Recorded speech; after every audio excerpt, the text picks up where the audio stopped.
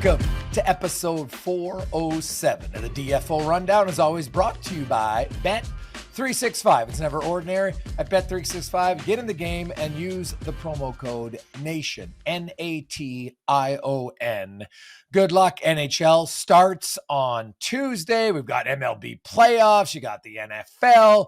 NBA's around the corner. Man, there's no shortage of fun at Bet365. I'm Jason Gregor, as we welcome in the other half of the rundown on Mondays, Jeff Merrick. Jeff, first of all, hey, we'll get to hockey in a lot, but are you like a sports fan? Are you a guy watching? Do you watch all the playoffs of the other sports?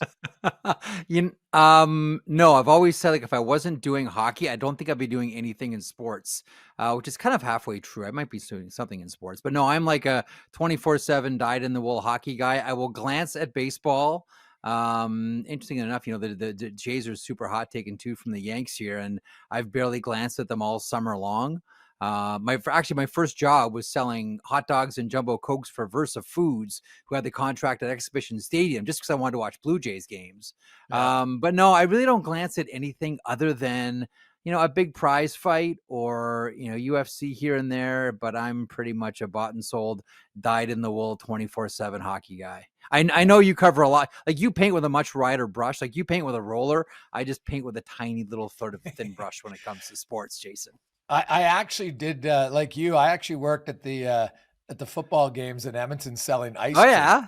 And I'd basically sell it for enough to make a bit of money. And then usually third quarter and the fourth quarter, I'd be like, I'm sitting at the top. I'm watching the game. I don't care about it. I'm getting in free anyway. So, but I'm telling you, man, I love playoffs in any sport, even if it's not a sport that I watch all year long, just because I just love the excitement, the end. The crowds are going crazy in any sport when it's playoff time. And obviously the Jays and the Yankees, like Trey Yesavage, for any of our hockey fans, where basically what he's done so far is like Patrick Waugh in 1986. This guy's come in and was what he was doing today against the Yankees, who are, one of the best, the most offensive team in the league.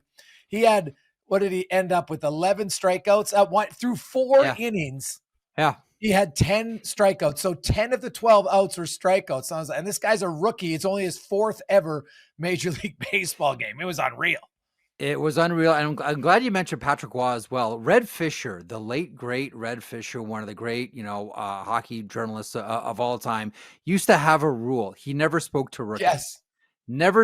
Made the exception with Patrick Waugh. And the other great story about Patrick Waugh, and that's, you'll recall, there were, as good as Patrick was in that rookie season, there was always that one game where he let in one bad goal. It was like the calling card for Patrick Waugh early in his career, in his rookie season specifically. And there's a great story. Patrick actually writes about it in his book, and it's kind of hockey lore. Larry Robinson joins him in the sauna one day, 2 guys just in their towels, doesn't say a word, and then just turns to Patrick and says, "No more bad effing goals," and stands up and walks out. Here's the legend who just tore you down about the bad goal you let in every game. Jason, in the sauna. How perfect a moment is that? 2 guys, one guy confronting another guy in this. No more bad effing goals. When you mention Patrick Waugh, I've got to throw in that a little bit of spice when you talk about his rookie season. But yes, what a performance by the young pitcher today. And obviously, Patrick Waugh, there's a guy who you have 2 ways to react to that. You can let it crush you and be like, oh my God, totally. Yeah. And he just was like, all right, okay, here we go. Yep. I'm not sure, got it. You always have a choice. And he chose to be like, I'm not letting in any bad. I'm sure he let in the bad goal every now and then, but he made so many unreal saves that year on the way to the cup was remarkable. So, yep, absolutely. Yeah. That's a great pull to start the show. Hey, do you like fights? Oh yeah, buddy. You kidding me? Hey, Jason, do you like games that take 4.5 hours?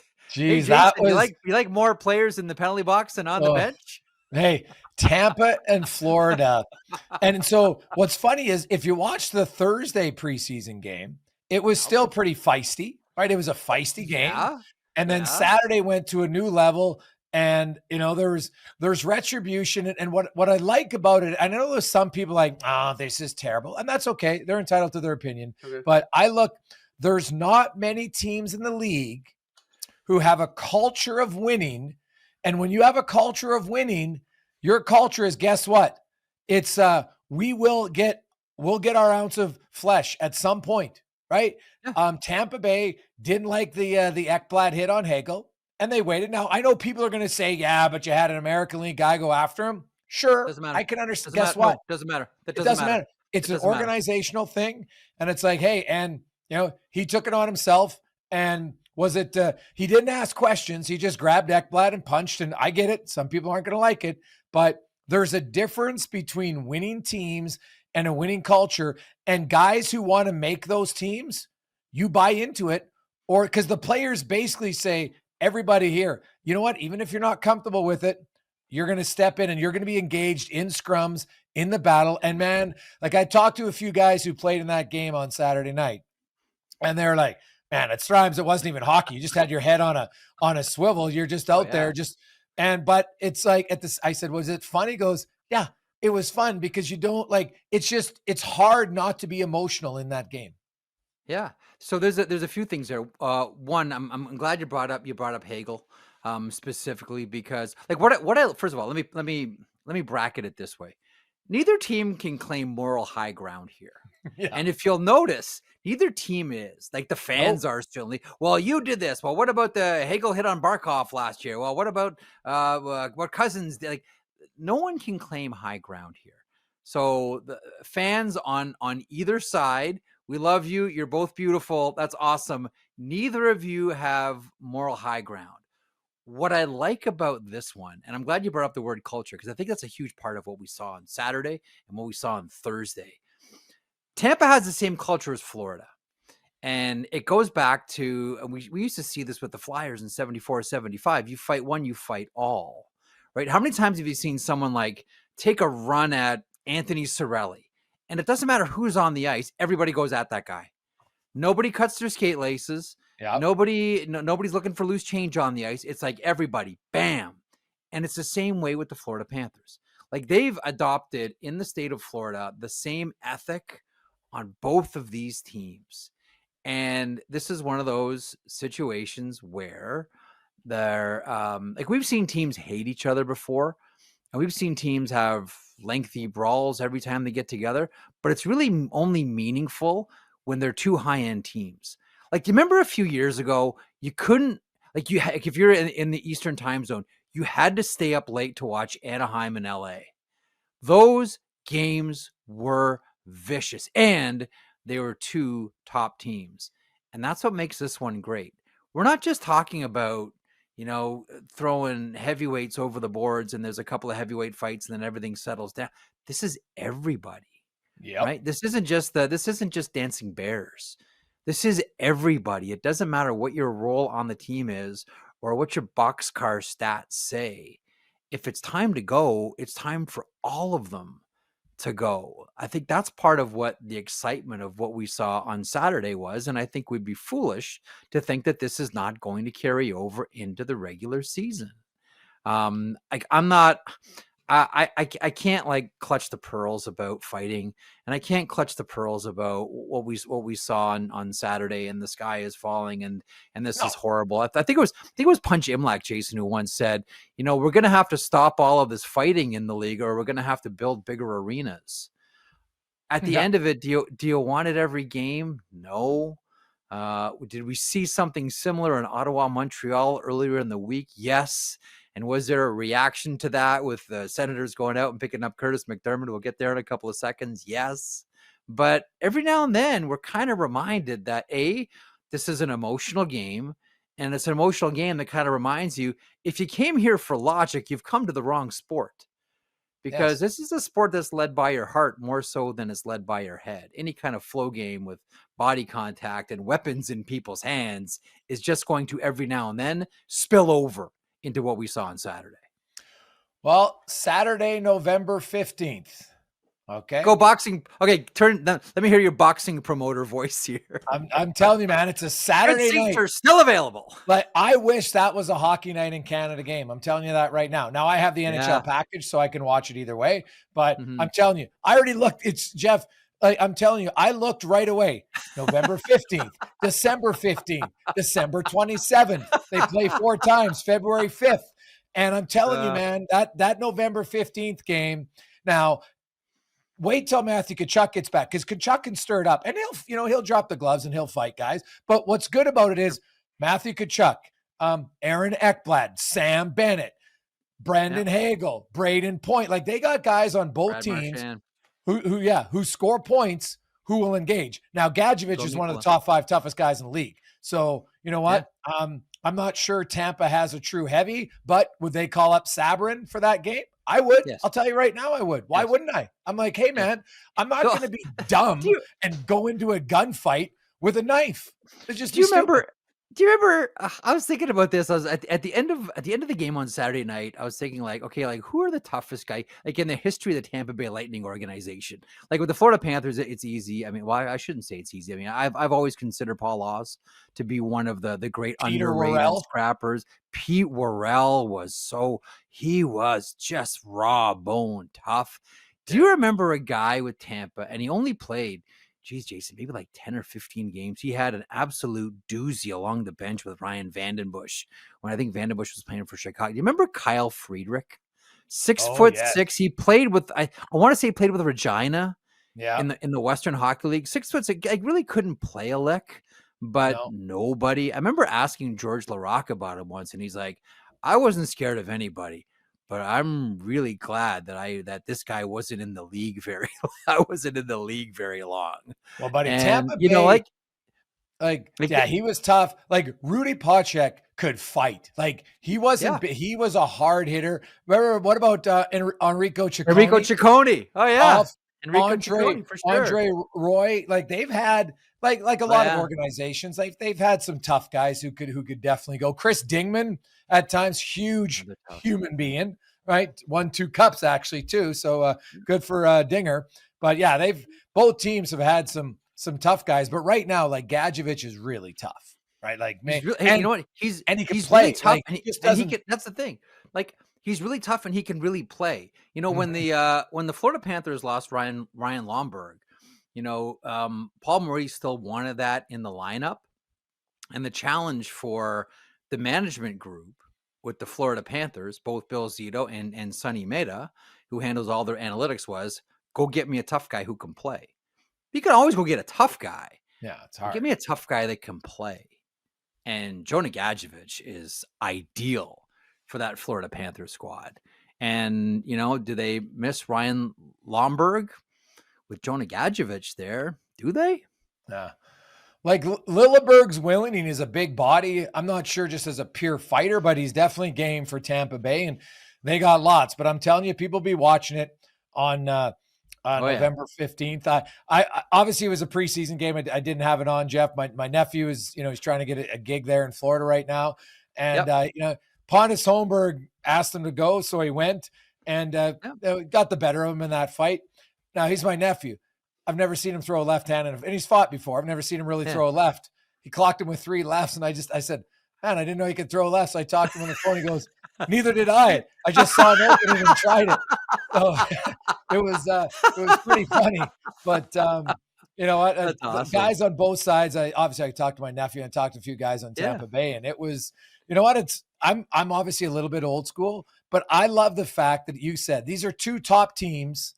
And you've got guys like this. This will carry over. Make no mistake. November 15th will be a sold-out building. There'll be people in that state. Everybody will be watching it. Yeah. And fans across the NHL will be watching their team, but surely watching the highlights of that game.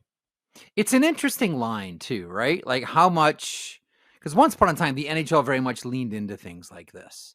And they've backed off, and it's more of a premium on speed and skill and fly zone NHL and the young stars and trick shots and all that, and that's awesome. Like, that's part of hockey, and it's a great part of hockey. I always go back and forth on how much they should and how much they will, more so now than they have historically, lean into this. And these types, like, I'm not talking about like going over the top, Don King boxing promoter, let's plaster this all over NHL.com and hype up the rematch. But just like acknowledging that this is something that happens in hockey and is happening more and has happened more this preseason than we've had in the previous preseasons. And it seems as if, and we saw this last year as well, there is becoming more and more of an accent on toughness. Now, let me run a theory by you here, Jason. So you're going to hear a ton of stupid theories out of me, but here goes another one. So my thought is the NHL is swinging back to becoming a tougher league because everybody can skate, everybody can shoot, everybody can pass, everybody can play. I always marvel, no matter what level hockey I go to watch, and you're probably the same way, I come away with it saying the same thing, and that is, where did all the bad skaters go? They've gone. Everybody can skate, everybody can shoot, everybody can play. And so what are managers saying now? Find me someone that gives me something else.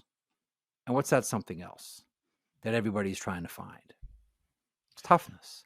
Toughness, edge, physicality, like Sam Bennett, right? Guys who can play. What do you have? 15 goals, 48 penalty minutes in the playoffs. Right? Yeah. Like you look, Brad Marchand, double-digit goals, 48 penalty minutes in the playoffs. You got guys who can be physical. Matthew Tkachuk scores, gets in your face, agitates you. Right? Like, and we mentioned Gadjevich. He was tough. They won with Gadjevich. They won with Lomberg on their line. And those lines, those guys, you know what? They contribute. Not huge minutes, but they contribute meaningful minutes, whether it's energy and intimidation is still part of the game. I'm a firm believer in it, and I'm with you 100%, Jeff. I think there was a time, I think just in society in general, we went really far, and now we've on a lot of things, we're like, maybe we can reel in certain things somewhat. And guess what? Now, I don't ever want to go back to the days where you have heavyweights who play 4 minutes a night and that's all they do and fight. And it was terrible for them. It was terrible for the game. It wasn't good. But when you've got guys who can play and they can hit, and then you've got guys in your third line and your second line and your first line, and they mix in and they want to go, and no one's spending all summer training boxing. And they always did the study anyway on concussions. It was like 4%, 3%, 2%. Were coming from fights anyway. So it was more from big hits than was anything. So have it back in the game. And ask anybody when there's a fight in a hockey rink, do more people stand up or do they sit down? I think we all know. They run for the exits, Jason. They run for the exits to get to the parking lot because they're so offended. They're looking for fainting couches because these young men are just now here's let me throw another theory out at you. See, I kind of like to do, like you're like me, like you do long view on things. Here's my long view on where we're at with fighting and where we've been most recently.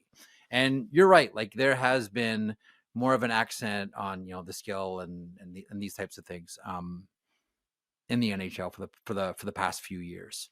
Certainly coming out of the lockout in 2005, but what I've always believed, if you look at, I guess you can refer to it as pendulum theory.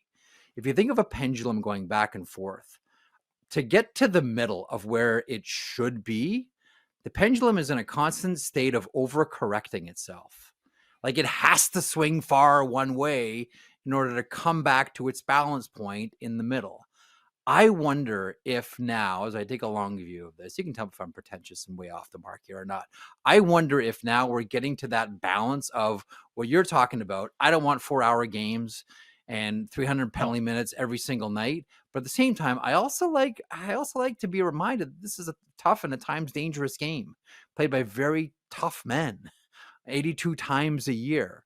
I wonder if this is just pendulum theory and it's overcorrected so it can come back to its balance point now. And maybe that's where we're at. And I'm comfortable with that. Like I'm good with, if that is true, Jason Gregor, I'm good with that.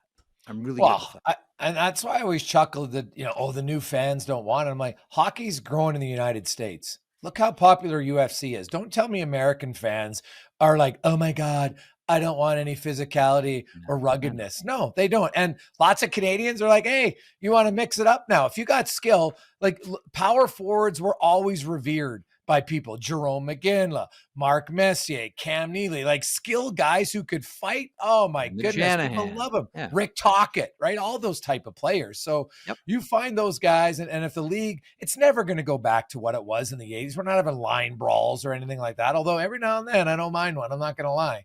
So Four nations, Gregor. Exactly. 4 nations. Like, look at how what do we take away from it? non-hockey fans were like, oh my God, this is unbelievable. Now, there was some nationalism involved in that, which makes it great. But that's why, as good as the Olympics are a bigger stage, the Olympic hockey will, because the rules are different. You fight, you're out of the game, right? So Matthew Tkachuk and Brendan Hagel and Bennett, those guys aren't fighting because they want to play the game. So I get it. But you get into the next World Cup or whatever, whatever it's going to be called, and trust me, it'll come back in there. And that's where hockey on a nationalistic stage, it'll intensify and be good. So one more thing on fighting. I mentioned Curtis McDermott a couple of seconds ago. So Ottawa and Montreal have that doozy. Yeah. Right. And the Ottawa reaction is, all right, our guy isn't tough enough. Our guy's not tough enough. We need to legit get tougher here. Cue Curtis McDermott. So he ends up going in exchange for Zach McEwen. And as someone pointed out to me on the weekend, if you go back to that line brawl, that New Jersey, New York line brawl, okay, it's April 4th, 2024. So McDermott fights Rempe. Yeah. Keandre Miller fights John Marino. Jacob Trouba fights Chris Cherney. Barclay Goodrow fights Kevin Ball. Jimmy Vesey fights Curtis Lazar. There's only one person still left on either of those teams from April 4th, 2024, Matt Rempe. That's it. Everybody else from that whole, and it wasn't like 5 minutes ago, April 4th, 2024, everybody's gone. Everybody's on a different team. I don't know what that means. I don't know what it means. I just find it funny. Last man standing from that line brawl, Matt Rempe. Yeah, wow. Still there.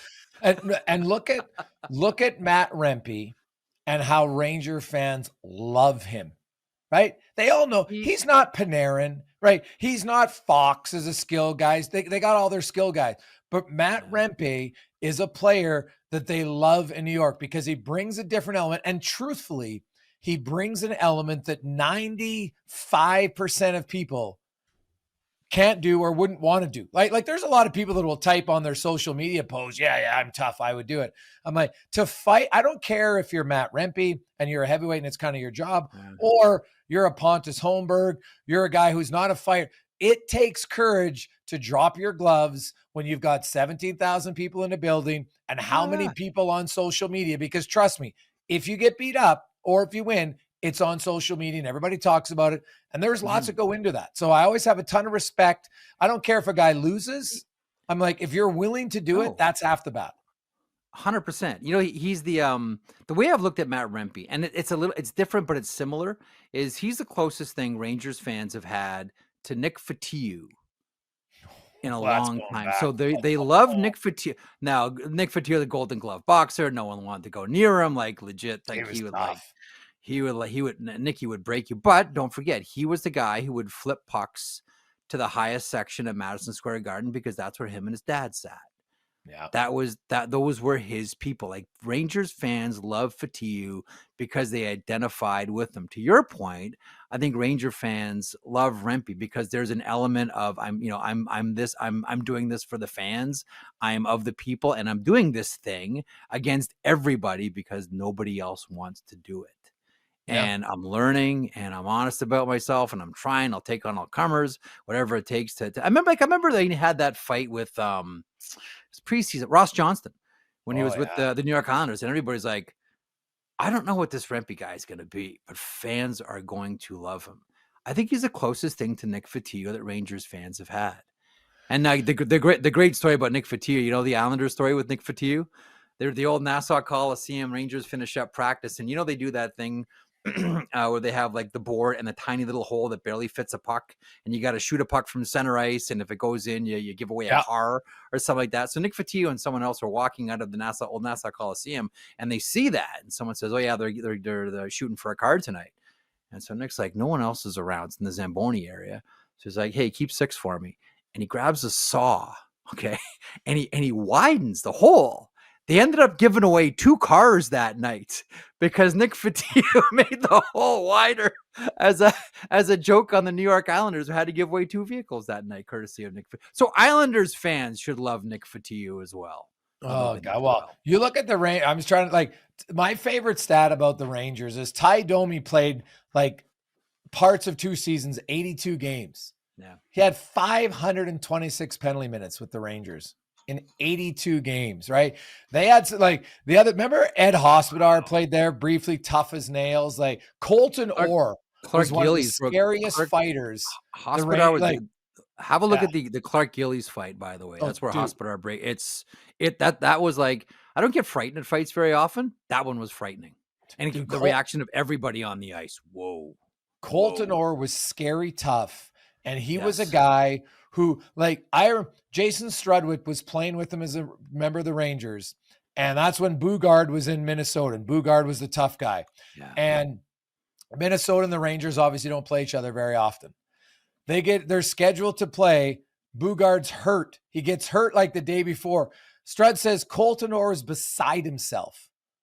Disappointed. Like he literally, it's like he's like, what? I can't believe I don't like, he wanted the opportunity. That's just how he was wired. And that guy like Strud said, when he punched you, he literally wanted to punch through your face. Like there was some guys that were just like wild, and Colton Orr was tough. Now he didn't have a lot of defense. He took some big shots too, but God, that guy could hit. There's very few, maybe you've had a different experience, Jason. There's very few guys that I've met post-career, obviously, because everyone wants to put up the brave front while they're playing, that I ever got the feeling they loved everything about it. Like Tony Twist loved everything about it. But most guys will talk about, he was. Most guys, those fights in the Western League with Link Gates, holy smokes, Spokane and Saskatoon, some of those fights were vicious. But like so many guys will talk about the sleepless nights and the injuries and the mangled hands and like, I don't really want to do this again. And the other thing is like, and this is the Curtis McDermott too. Something really interesting happens when a tough guy gets traded, and we don't tend to think about it very often, but ask any guy and they'll tell you it's 100% true. When you're a tough guy and you get traded to a new team, you can't surf on the reputation anymore. You have to prove it all over again to a new group of fans. You know, like you mentioned Ty Domi a second ago, like when he was with the Toronto Maple Leafs and John Ferguson was the general manager before he got his last contract, there wasn't a guarantee he was going to get a contract. And the Dallas Stars were the team that was most eager to bring in Ty Domi. And the issue was, and listen, Ty's towards the end of his career at that point, you know, if he ends up going to Dallas, he's got to fight like 20 times. He could just surf on the rep in Toronto because everyone has seen him do it for so many years. You don't have to have 20 fights on your card. No. But if you go to a new market, hey, we got this tough. We want to see you do this 20 times. That's really hard. And we never really talk about it that much. But going to establish your reputation again in a new market, physically demanding, challenging, can, you know, wreck your hands. But two, just like mentally draining as well. Again, when all the players talk about it's the hardest way to make a living in the NHL, believe them, because it is not just physically but mentally. And that's why, luckily, there's, you know, you don't have to fight that many times anymore. There's still a few games for sure, but I like the fact that the NHL today has more spur of the moment, reactionary tilts, and lots of different weight classes. You've got some flyweights, you got some middleweights, obviously you got a few heavyweights out and then, and you know, it's awesome. Every now and then you get two water bugs going at it. I love it. Right. That, to me, that's fantastic. Like I thought Connor Garland and Andrew Mangiapane, like those two at center ice would be unreal. So that would be, it's great. It's all fun, right? Anybody's good undercard. It's a good undercard, Jason. It's a good undercard. Okay, we'll see where it builds to. All right. Right. The little guys can throw fast. They don't have as much power, so you're not going to kill each other. It's great. So we'll look for it. Now, speaking of that, let's transfer over. It's a big day in the NHL, of course, with the waiver wires. Teams are trying to get they obviously have to submit their roster tomorrow at 5 p.m. Eastern, 3 p.m. Mountain, 2 p.m. Pacific, 4 p.m. Central, and I'm pretty sure it's 5 Eastern, right? Not 3. But either way, that's when it's got to be sent. So anybody who you want to send down, you have to send down today to get your roster cap compliant. Then you can have some teams who will put a guy on LTIR that day. And then the next day they'll recall some of the players that they sent down. There's a few names. There's lots of goalies that, you know, people thought DiPietro and Doss and, you know, Capo Caco and Washington, you know. So here's my question. Clay Stevenson, throw him in there. Clay Stevenson, Yeah. Do you think anybody grabs one of those 4? Yes, I do. Who? Michael DiPietro. I know he hasn't had the best of all possible preseasons, but I mean, crumple that up and throw it out the window. The body of work. And first of all, I'm just glad that Michael DiPietro has been able to turn his career around. He was the one guy that I always looked at, Jason, and said, being on the Vancouver Canucks taxi squad during COVID, I wonder if that just killed his career. Because those are like prime development years, and he sat on the taxi squad for Vancouver. Now you make an NHL wage, and that's great. But like that, those are some sensitive years for that young goaltender. And I'm just happy that Michael DiPietro has got himself to a place where this guy's on waivers and no one thinks he's going to clear. No one thinks that Michael DiPietro is going to clear here. Clay Stevenson, maybe. Nico Dawes, maybe. But the one that I circle back to is Michael DiPietro. Like, to be honest with you, so which teams? Like, do you think Calgary puts a Edmonton claim in? I would be shocked if Edmonton didn't. So Edmonton put it, and then they're going to send Pickard down. Yep. Okay. That's that again. Like I'm throwing darts. I'm throwing darts like everybody here. But that's the team that I would be looking at right away. But then they'd have to. But see, I don't even know if you can claim him because he's on your roster. You can't put Pickard down because now he's on waivers, right? So then he's got to sit. Yeah. So I don't know, because I know they can, like tomorrow Edmonton will put Howard and Tomasic because they don't require waivers, right? But maybe there's a trade. And that's where I thought that Boston, I thought teams would they would make him. I thought they would trade him. I thought that they would trade. I thought they would trade him too. And the other thing is, to anyone here's the thing. If you're a team that's hoping to pick off a goaltender on the waiver wire, man, that's risky business. Because there are teams that are higher than you in the queue that can grab them. Like, I remember when Anaheim put Ilya Bryzgalov on waivers and Arizona claimed him. You know who else put in a claim? Didn't get him, obviously. Detroit. Mm-hmm. The Detroit Red Wings. But obviously Arizona was higher up in the queue, and they ended up getting Bryzgalov. But I do, just as an aside too, because I find stuff like this, I don't know, interesting because I've got a small brain. Michael DiPietro, Vancouver, Boston traded for Jack Studnicka, who's also placed on waivers on Sunday as well. So that's got to be a rare occurrence when two players traded for one another, both end up on waivers. The other one that's interesting too is, I wonder if someone grabs Ethan Frank. That's the guy, 100% forward, can fly. Speedy forward from Washington. Like, if you're a team out there who thinks, you know what, we're a little bit light on speed.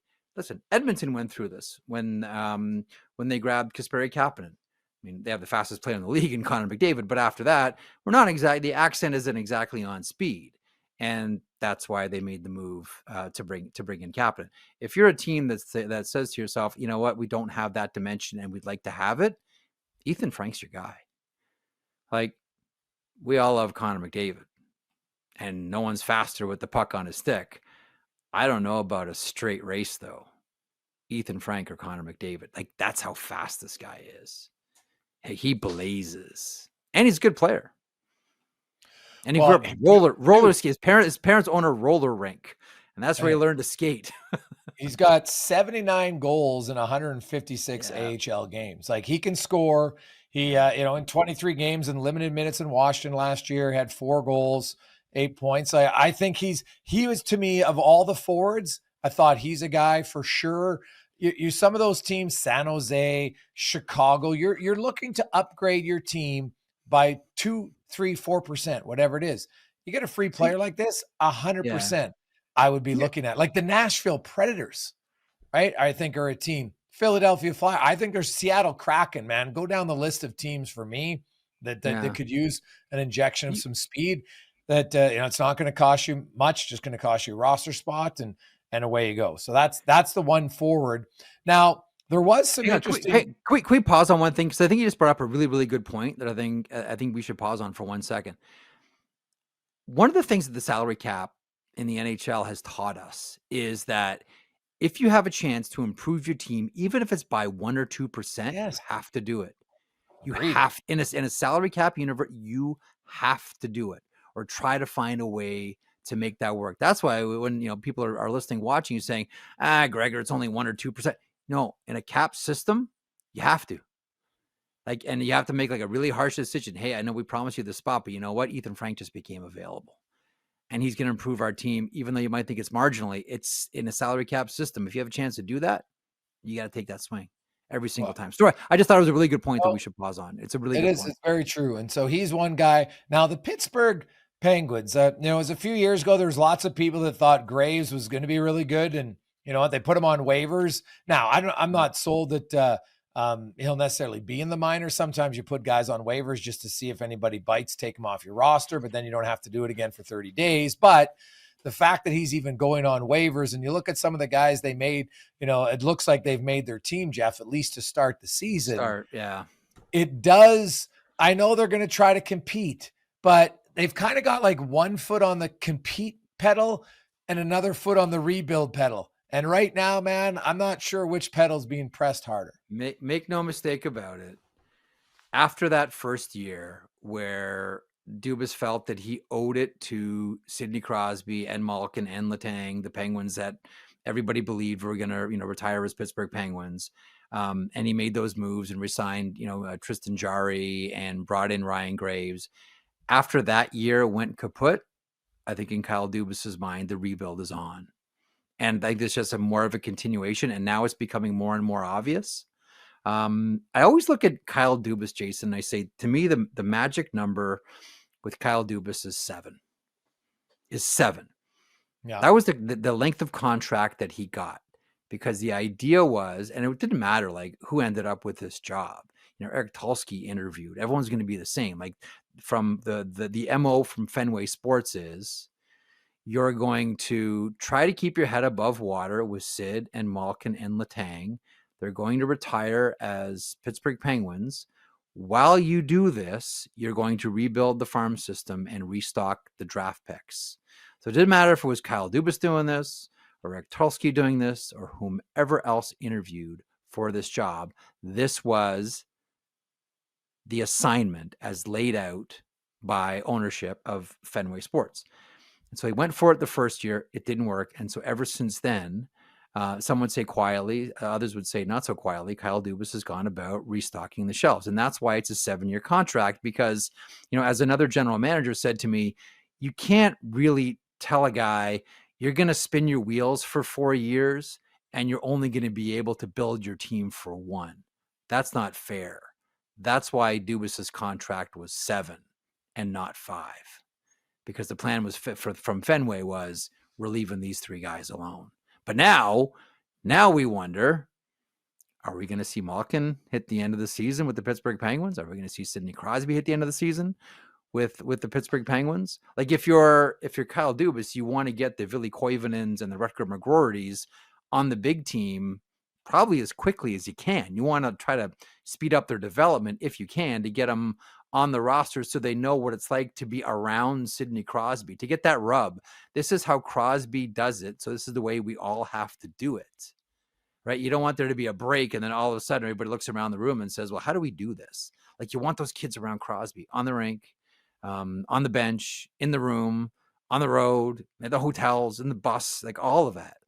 That is the goal now for the Pittsburgh Penguins, unless someone just completely knocks Kyle Dubas's socks off for, one of the aforementioned Crosbys or Malkins. We'll see. Yeah, they're a fascinating team to watch for me. And because it's hard to separate rational thoughts from the emotion. And I get the emotion of fans. They don't want to see Crosby go, right? Because it's like Sidney Crosby, for lots of fans for the last 2 decades, has symbolized everything that they love about their franchise. Quality guy on the ice, unbelievable player, 3 Stanley Cups. He's done everything for their franchise, right? Homegrown is amazing. Like save the franchise. And Letang and Malkin, they've all been side by side, right? And then they bring Fleury back, but Fleury left, and they really haven't been the same. Not saying it's just because of Fleury, but that was and funny enough, it was 8 years ago. Crazy enough, but I look at Pittsburgh, and it's going to be the challenge of trying to remove emotion to make rational decisions. And that's going to be really hard for all parties, because if Sidney Crosby, if it's December and January and they're not in the race, now because he's so emotionally connected. I get it. I can understand why he's like that. Like, I love Pittsburgh, but God, I also love winning. And so you've got that. I'm sure there's a part of them that feels, well, geez, are people going to think I'm disloyal? And no, I don't think any sane person would, but it's going to be a fascinating whole year for me with them, and the rational versus emotional and the tug of war that will occur. I think that's the fight. I think you nailed it. Like the tug of war here that Sidney Crosby is having internally, because I'm with you. Like, it's obvious this guy's drive to compete is still high.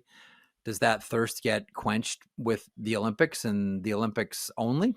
Maybe. But to me, the internal battle is what you're talking about. Like, what's going to win here? Competitiveness or loyalty? Like, that's the story of Crosby. That's the story of Crosby this year. What's going to win? You know, we always talk about, like, you know, the devil and the angel on each shoulder. Well, Crosby has, you know, competitiveness on one shoulder and loyalty on the other. Which one's going to win? I think competitiveness is going to win out ultimately. One other thing, because if there's one area that is fair to criticize, it's been the evaluation by the Detroit Red Wings on defensemen the last few years. So we saw Gustavsson actually had a pretty good year for them, and Justin Holl, who obviously has never really done what, and anybody who watched him before was like, why are you giving him that contract? But, you know, is this maybe finally the Detroit is like, okay, you know what, we realize we got to move forward. And I look at their defense, like Edmondson, I think is coming. Obviously, Mo Sider is really good, but even after that, man, I still look at Detroit, and the reason I can't pick them as a playoff team is they just don't have good enough defense. I don't disagree with you like that. I think that, now, having said that, I think their Achilles, like, I'm with you. I still think that their issues are on the blue line. There are a lot of people in our organization last year that blamed everything on the goaltending. We would have made the playoffs if we had better goaltending. Now, have they addressed the goaltending issue with John Gibson? I think so. I don't know so, but I think so. He's going to give them, you know, better goaltending. That's for sure. The long-term play still, you know, Sebastian Cossa, I would imagine within a couple of years becomes the starter once Gibson's contract expires. I think there's room for a lot of optimism up front. Man, Marco Kasper looks so legit. I've loved this guy since I first, you know, had a conversation with him at the combine in Buffalo, and thought, you want to talk about mature beyond your years, that's Marco Kasper. And as everybody scrambles for a legitimate, you know, 2C, all of a sudden you have Marco Kasper, and you think to yourself, and again, it's just a preseason, but how great did he look centering that line with Patrick Kane and Alex DeBrincat? Like, up front, this is a really, really good team. They're probably not going to have a hard time scoring. I am with you that they may have a hard time defending. They have some good prospects on the horizon. Axel Sandin Pellikka we think of specifically. But right now, I still think the Achilles, I'm with you, is going to be defense. But I think internally, I think that they've addressed their major issue, and that was goaltending. Not saying that Steve Yzerman's putting his feet up and saying, well, my job here is done. But goaltending was where a lot of people in that organization, you know, hung their hat and said, that was our problem. That's what we have to go fix. And it doesn't matter how much you pay for it. It is true. And they'll have a chance. On paper, their goaltending should be better. I don't think many would disagree with that. Yeah. We'll see how it plays out. Now, speaking of goaltending, the other big contract, of course, you know, we were talking about Gustavsson last week. Kaprizov last week, and now Gustavsson signs his contract with the Minnesota Wild. And I want to point out a few things, because a lot of people talk, oh, you know, Kaprizov's resetting the market for people. And I'm always like, well, I actually think it's the salary cap growth that resets the market, because that allows more money. And yes, Kaprizov gets big money. It doesn't mean everybody's going to get the same money as him, because every situation's different. Because if the theory was a new contract would set the market, then wouldn't Dustin Wolf's contract have reset the market? Well, look at the goalies that have signed since Dustin Wolf signed, right? Mm-hmm. Stolar signed 4 years at like half the money. Yep. Right. Then you look at Gustavsson, who to date has better numbers in his career, you know, has a longer career, and he signs for less term and less dollars. And that's where I'm always like, you know what? Everyone's different. I'm not criticizing ones, but sometimes I feel once there's a contract, everyone's like, oh, everybody else now, that's the new bar. And it's not the case at all. You know why that is? Just as an aside, I want to come back to the Gustavsson contract and the idea of, goaltenders and how the I mean there are comparables. Like essentially the Gustavsson contract is like more similar than different to the Aiden Hill deal, right? Like that's essentially what we're looking at here with the Gustavsson deal. But you know what I find interesting about a lot of these contracts right now. This is one of the things that made Kaprizov's deal kind of refreshing. When it comes to a lot of negotiations, I'm more of a player's guy than an owner's guy. Like, man, grab what you can, get what you can. Two things happened with the players going back to 2005. One, they accepted a salary cap. Okay. And two, somehow, and I don't know how this happened, but somehow players carry with them this idea that it's their job to manage the cap. Hey, players, it's not. And that's why I found Kaprizov actually really refreshing. Here's the biggest contract in the history of the NHL, AAV $16 million. It's not what I want. Try again. I'm not here to manage your cap. I'm here to get what I can. Like somewhere along the way, players have taken it upon themselves to help manage the salary cap. And we all know the reasons. I want to leave money in the room. I need to win, et cetera, et cetera, et cetera. But from a basic like employee-employer relationship, it's not my job to do your job. But somewhere along the way, players have determined that it's their job to manage the salary cap. I assure you, Jason, it is not. No, it is not. Sure. And that's why I like the Kaprizov deal. Like Kaprizov's like, no, this is what I want. You're going to get it. You're going to give it to me. I'm going to go. Simple. I'm not here to manage your cap. And every organization is at a different phase than other organizations. Kaprizov's clearly Minnesota's best player. Yes. There's no doubt about it. And they've got some other guys that are pretty good players. And, they're hoping that Zeev Buium becomes a really good defenseman. They got Brock Faber on a good contract. And obviously they're going to need some more, but they look and say, you know what? We need Kaprizov if we have any chance of winning 2 or 3 rounds in the playoffs. And then hopefully maybe it's 4. But if we don't have him, we don't have any chance. We're not going to replace him, right? It's impossible. So you might have to pay him a little bit more than, Edmonton. Like, I won't be stunned if Connor McDavid signs a short-term deal and an AAV is lower than Kaprizov, because McDavid looks and says, hey, I've already made tons of money. And guess what? If I sign a 3-year deal, I'm still going to make big money. It's not going to be an issue. But if I take 15 or 16, that extra $2 million can be the difference of a third line guy at the deadline. It's just how it is. And if you want to win, and everybody's going to be different at different times, and people are going to view, and I don't ever, if a player looks and says, you know what, my motivation is maybe I'm 29, I'm going to sign big time. Maybe I've got some injury problems. That's what I'm going to do. And like you said, I'll do the best of my ability, but I'm going to let the GMs worry about filling out the rest of the roster. And I'm going to take my payday and I move on. Cause he was never going, there's no guarantee he was going to get. McDavid's already had his big payday. He's just going to get another one. Good for him, right? But Kaprizov, I know he made 9, but in the big payday world, he really hasn't made one yet. So here's the other thing. You're bang on about every situation is different, and his was completely unique. And there's another factor here that I think we all need to keep front of mind, and that is the Minnesota Wild now are out of salary cap jail. Yeah. It would be a really tough sell to your fans. The moment you get your salary cap handcuffs off, the first thing you do is lose your franchise player over a salary negotiation. Plus, you throw the log on the fire that is Craig Leopold, the owner of the Minnesota Wild last year, saying no one can pay him as much as we can, and we intend to do so. Like, you're Paul Theophanous. You're like, this isn't like shooting fish in a barrel. This is like shooting fish in a barrel full of Vaseline. This is easy. This is great. Like, Jarmo Kekalainen would always say, I'm sure you've interviewed him and he's used this line too.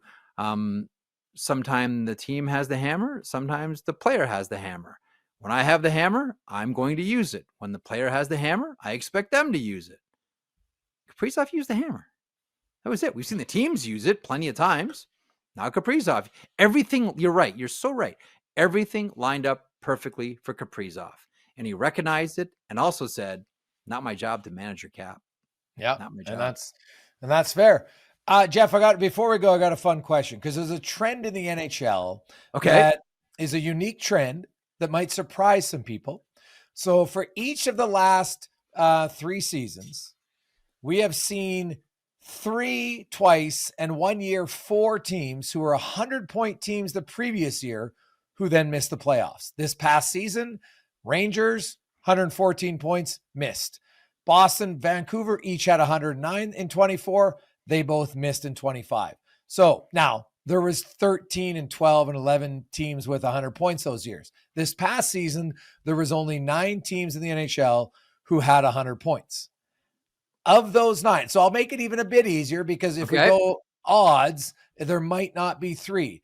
But and even if you don't think it, I need you to tell me, because I'll give you the 9 teams who had 100 points last year: Winnipeg, Washington, Vegas, Toronto, Dallas, LA, Tampa, Colorado, Edmonton. Of those 9, you have to pick 2 who won't make the playoffs. Ooh, I'm a lot more comfortable with 1, but good for you. I'll do 2. So Los Angeles, the loss of Gavrikov is a real tough one. I'll say Los Angeles Kings. And they're gonna hate me there, but I'll say Winnipeg Jets. If you want 2, I'll take the top dog. Yeah. Well, you know what? But the thing is, I'm talking myself into saying Jets. Legitimately, I could look at LA and say, yeah, maybe them. Yeah. Like it's really hard because rationally, when you look to say, like, who would have thought the Rangers would go from winning the President's Trophy to missing the playoffs, right? They went from 114 points, right? Vancouver, now Boston, because of who they lost, people were like, okay, maybe, right? But, even Vancouver, because they were, you didn't think they would just completely fall off the wagon like they did. But the Rangers were, and the thing was, the Rangers started good. They were okay. It was their last, 67 games. They were 28th in the NHL. They were terrible after a good start, which makes it even more mind-blowing. And so I like the question because even if I don't think so, think? What do you think? It's funny because have you talked yourself into anything yet? Well, LA I thought was the one because I just was like, Vegas, Vancouver, Edmonton, they got a tough division there. Anaheim maybe steal some points. And all it takes is one injury to the wrong player. And that can derail it a little bit. Winnipeg was my other team because I was just like, I don't know why. I just was like, you know what? Something about Winnipeg. It's weird, but I don't want Winnipeg. That's the one team that I kind of I have a soft spot for them because they get close and then they just fade quickly. Their last few playoff appearances have not been good. I was expecting more from that team. And so I love the whiteout. I love their fan. I love going to Winnipeg. Every time I've been in Winnipeg, I've had some of the nicest people, servers. I really enjoy Winnipeg. So, but I think their division is really hard. And so that's why I picked them. I love the city. It has very, they have one of the most vibrant arts communities. Outside of hockey, first of all, great restaurants, an incredible arts community in Winnipeg, specifically music. You're right about people being friendly there. They're incredible. Still down with the whiteout, obviously. And I have a soft spot in my heart for both the Winnipeg Jets and for Kevin Cheveldayoff because he may have the most difficult GM job of anybody in the NHL. To keep that team competitive the way that he has and to get players to stay. And make no mistake about it, they get guys to stay. And is it going to shock anybody if Kyle Connor stays? I wouldn't be shocked if he stays. For all those people that when Atlanta went to Winnipeg and they all say oh, there's no way people are going to get out, hit free agency and they're gone. No, that didn't happen at all. Cheveldayoff has found a way to make this all work. And I'm sure it's not easy. I'm sure it's really challenging. We all know what the issues are. But I'm with you, and I hate to look at Winnipeg and go, Gregor wanted 2. I said LA and I believed it. And the other one I'm saying like, they lost Nick Ehlers and that's going to be a big issue for them. And so I'm going to say the Winnipeg Jets. But if I'm forced to take 2, I'll say Winnipeg Jets. Yeah. That's one's you can one and be like, okay, it's not a big deal. But I was even thinking 3 because that's what the odds have said has happened the last few seasons, which is wild to think. Yeah. And so conversely, give me one team that missed the playoffs last year that you would put down $1,000 lock and load for making the playoffs this year. I want to say Anaheim, but I'm not quite there yet. Listen, we all love the story and what this team is going to become. To me, it's going to be, it's funny. We just talked about the Detroit Red Wings a second ago. I can see the Red Wings with some goaltending getting there. With all of the deficiencies they may have on the blue line, I'll take the Detroit Red Wings. And finally, the drought is over. Look, I think there's a lot of pressure on Steve Yzerman. Like there's a lot of pressure on Pat Verbeek. Like he's been there long enough now. It's time to see some results of the Samueli family. And that's why we see whether it's, Quenneville, whether it's the signings, whether it's the trades, getting all these contracts lined up. Like now the pressure's on there. And I think the pressure for at least a couple of years has been on Yzerman. Like we need to see some results here. And I think this might be the year that we see it. And it may just come at the expense of the Ottawa Senators. All right. What do you think? What do you think? You want to say Buffalo Sabres? No, to me, my lock, stone cold, non-playoff team that gets in is the New York Rangers.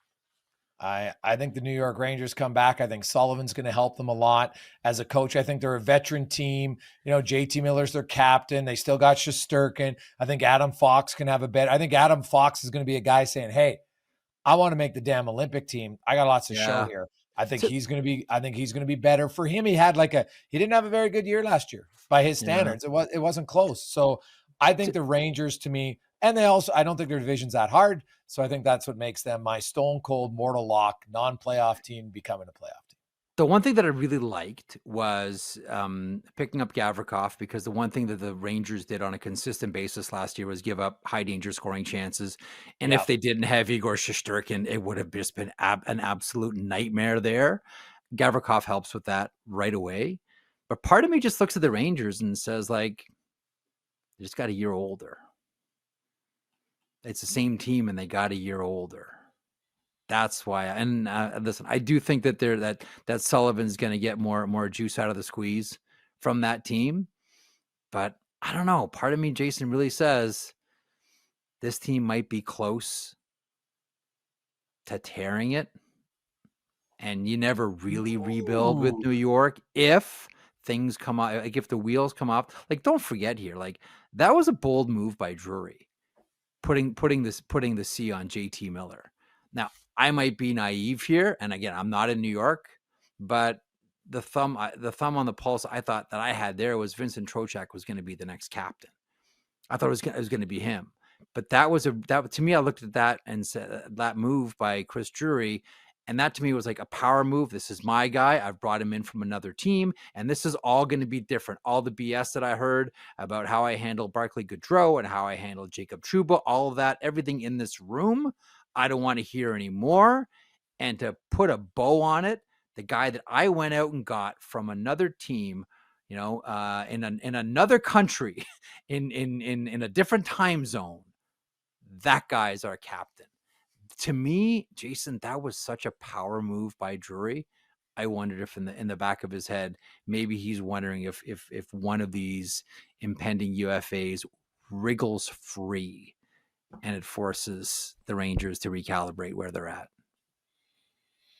Yeah, we'll see. In the NFL on Sunday, the Buffalo Bills lost to the New England Patriots. So no team was better than a 4-0 start. Last year in the NHL, there were two teams who started 4-0, the Winnipeg Jets and the Calgary Flames. Now, Winnipeg actually went 8-0. So my question to you, hey, you lose in overtime, you've lost. Just because you get a point, it's not a win. I'm talking a perfect record. You've got a 1,000 points percentage. So how many teams in the NHL will start better or at least Ooh. 4-0, do you think? Ooh. Do you want me to name them too? No, you can just because it's hard to pick the whole. Just how many teams are we going to see? At least 2 teams, 3 teams, 4-0, 5-0, none? What do you think?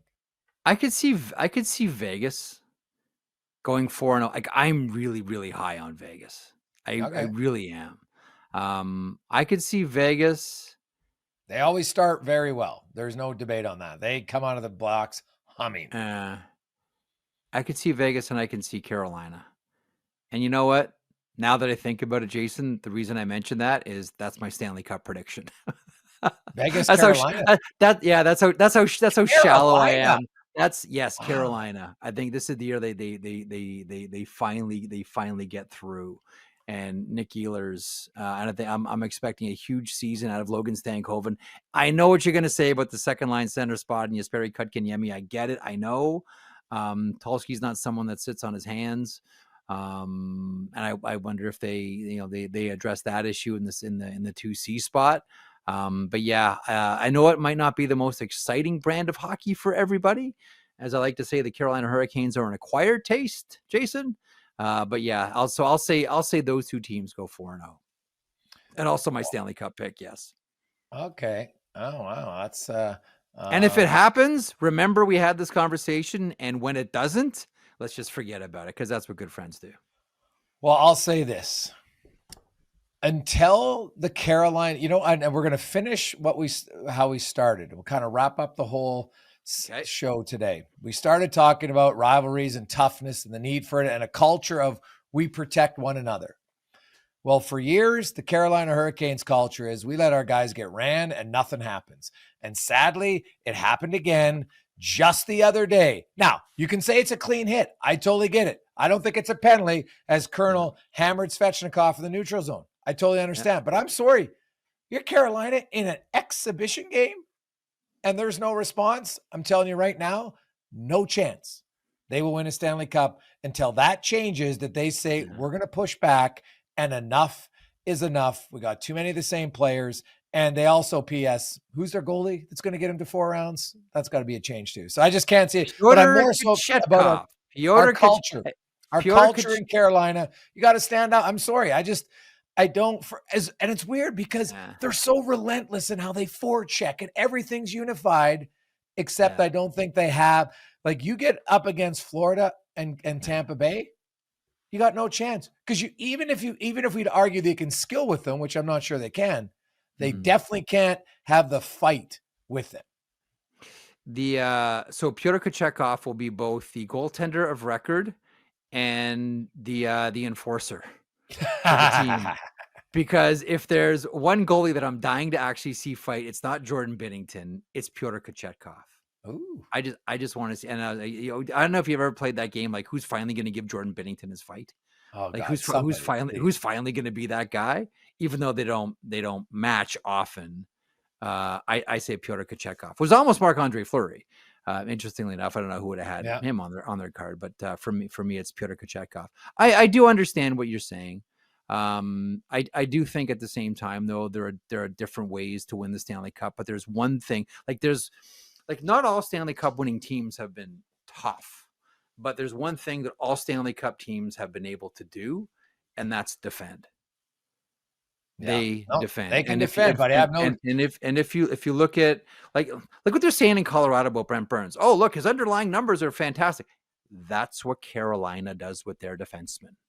They did that with Brett Pesce. They did it with Brent Burns. Oh, yeah.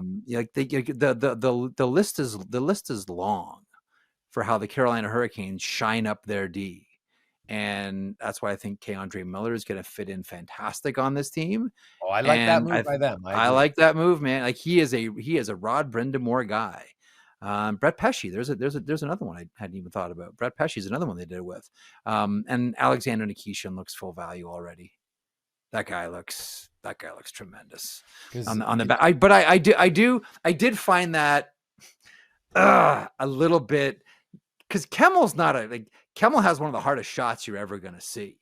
Like Joachim Kemmel can fire the puck. The interesting part about that sequence was the guy that grabs the puck. Okay, so Kemmel hits Andrei Svechnikov. Did you see who grabs the puck to skate around the body lying on the ice? No. It's Brady Martin. And here's the question: Brady Martin going to make the Nashville Predators? Like, I don't know how much of that game, because I know you had youth hockey to get to, but Brady Martin was playing on a line with Ryan O'Reilly and Filip Forsberg, and Brady Martin was the center. I'm watching this, I'm like, is Brady Martin going to make the Nashville Predators? This is crazy. Like, it's awesome. Loved it. And he lived with Filip Forsberg, and Forsberg loved it. Loved having him. They love him in Nashville. But wow, could Brady Martin? Like, put it this way: at this time last year, we weren't even talking about Brady Martin being a first-round pick. Now we're talking about him starting in the NHL with Nashville.